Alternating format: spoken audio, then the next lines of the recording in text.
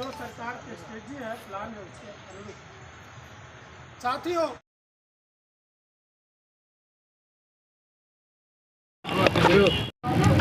नमस्कार। मैं इस वक्त औरंगाबाद ज़िले के समाहरणालय स्थित बाबा साहब की प्रतिमा स्थल पर हूं और आज जैसा कि जानते हैं कि आज बाबा साहब की 131वीं जयंती है और यहां पर लगातार यहां पर बामसेफ के तमाम संगठन, अफसर संगठन आज यहां पर मौजूद हैं।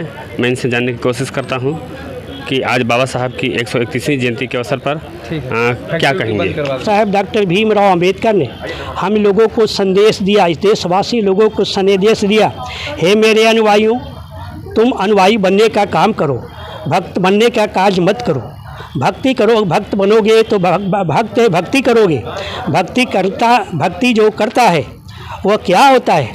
जैसे हिंदूवादी मनुवादी लोग भक्ति जागरण का कार्यक्रम करते हैं, तो भक्ति जागरण का कार्यक्रम में वो क्या करते हैं, जागरण करने का कार्यक्रम में जब हम उनके अंदर में जब ध्यान डालते हैं, उनके अंदर में डीपली जानकारी प्राप्त करते हैं।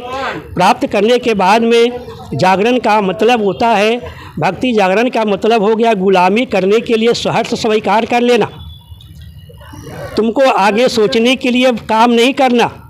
बाबा साहब ने कहा तुम किसी भी चीज़ को पहले जानने का प्रयास करो, पहले जानो तब मानो।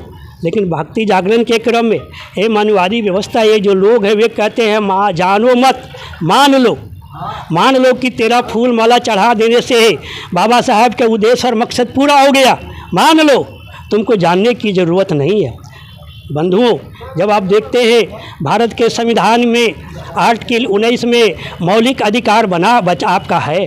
मौलिक अधिकार में आप जब देखते हैं मौलिक अधिकार के तहत और भारत के संविधान में ये जो बैठे हुए जो न्यायपालिका है, सुप्रीम कोर्ट का जो जज है, वो जज क्या फैसला देता है, जब आप उसमें देखते हैं तो आपको मालूम होता है कि सुप्रीम कोर्ट के जज आस्था के आधार पर फैसला देता है।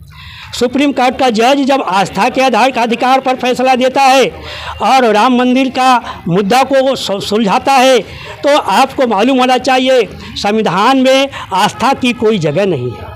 संविधान में आस्था की कोई जगह नहीं है। और आप मौलिक अधिकार में आपके क्या अधिकार मिले, रोटी, कपड़ा और मकान, शिक्षा, सुरक्षा और सम्मान आपको मिले रहे। क्या आपको मालूम है ये रोटी के बारे में आप जब देखते हैं तो आप देखते हैं कि ये 85% के जो लोग हैं ये कितना भुखमरी के कगार पर आपको मालूम होना चाहिए। कपड़ा किन के, रोटी कितना इनको मिला, कपड़ा कितना मिला, मकान कितना मिला। आज भी सरकार मकान के नाम पर ढिढोरा पिटती है। और आज भी रोटी, कपड़ा और मकान, शिक्षा के बारे में आप देख ही रहे हैं, जो आपको शिक्षा मिल गया वो अब फिर आगे मिलने वाला नहीं है, वो शिक्षा समाप्त के क्रम में है। आपके पास शिक्षा हुआ तो नौकरी में गए तो आपके पास पैसे आए, जब पैसे आए तो आपके बच्चे पढ़ने लिखने लगे, जब पढ़ने लिखने लगे तो आज के डेट में क्या है, सारा शिक्षण संस्थान का शिक्षण शुल्क कई गुना बढ़ा दिया गया। हमारा लोग नेता के अधीन है, नेता पर यकीन और विश्वास करता है। नेता कहता है, नेता तो बोल नहीं रहा है, यथार्थ सरकार ठीक चल रही है। सोचने की ज़रूरत है, नेता क्यों नहीं बोल रहा है। नेता इसलिए नहीं बोल रहा है, उसके पाँव में बिड़िया लगे हुए है, उनके ऊपर भ्रष्टाचार का मुकदमा खड़ा है, वो भ्रष्टाचार में लिप्त है, इसलिए आपके तरफ बोलता नहीं है।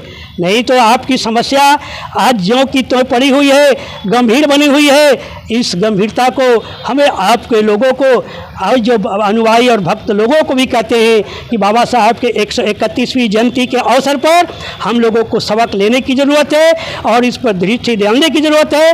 तभी हम बाबा साहब के सही पुष्पांजलि हम कहेंगे कि और पुष्पार्पण किए रहेंगे। ऐसी आशा और विश्वास के साथ आप लोगों ने मुझे बोलने का अवसर दिया और आप मीडिया के लोगों को भी आभार प्रकट करते हैं, जिन्होंने इस समाज SC ST OBC 85% के समाज के लोगों की बात को सुनने के लिए और आगे लोगों के बीच में प्रसारित करने के लिए आगे आए हैं। हम आप लोगों को भी, इस संगम भारत को भी धन्यवाद देते हैं, आभार प्रकट करते हुए अपनी वाणी को विराम करते हैं। जय भीम। बाबा साहब के 131वीं जयंती समारोह में हमारे जितने भाई उपस्थित हुए, सभी लोग आते हैं, जाते हैं, बाबा साहब के ऊपर श्रद्धा सुमन अर्पित करते हैं।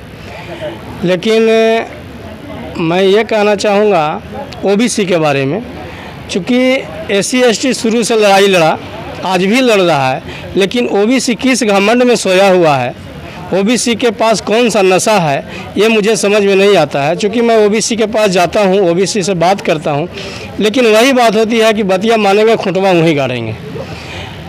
अब बात रही, इसलिए उनका कहना है कि बतिया मानेंगे, खुंटवा वहीं गाड़ेंगे, चूँकि बीच में है, वो ना नीचे है ना ऊपर है। ऊपर वाला मज़ा मार रहा है, बीचे वाला सोचता है कि वाह रे भाई, अरे हमको न खुशी है न गम। तो नीचे वाला कहता है कि तो हम का गए मैं, जिस दिन नीचे वाला पलटे मार देगा उस दिन दोनों चलाएगा नीचे, कुछ कोई अथी नहीं है।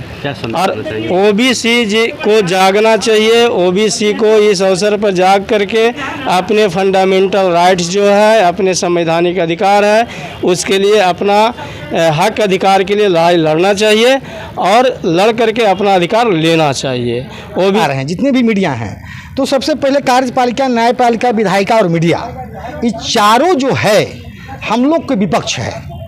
हमारे 85% मूल निवासी के विपक्ष है। और मीडिया में जो print media, electronic media, traditional media और हॉकल मीडिया, ये चारों के चारों जो है मनवादियों का है। ये हमको कहाँ से निकालेगा, हमारा बात कहाँ निकालेगा? हम जो बोलते हैं और हमारा जो विचारधारा है और हम जो हक अधिकार की बात करते हैं, वो कैसे निकालेगा? वो कभी भी, यही कारण है कि ये लोग नहीं निकालते हैं, चूँकि इस पर मनवादियों का सत्ता पर, इस पर जो अधिकार जमाए हुए हैं, और मीडिया तो हमारा है ही नहीं है, इसलिए हमारा बात को नहीं निकालते हैं, यही कारण है। ठीक, धन्यवाद।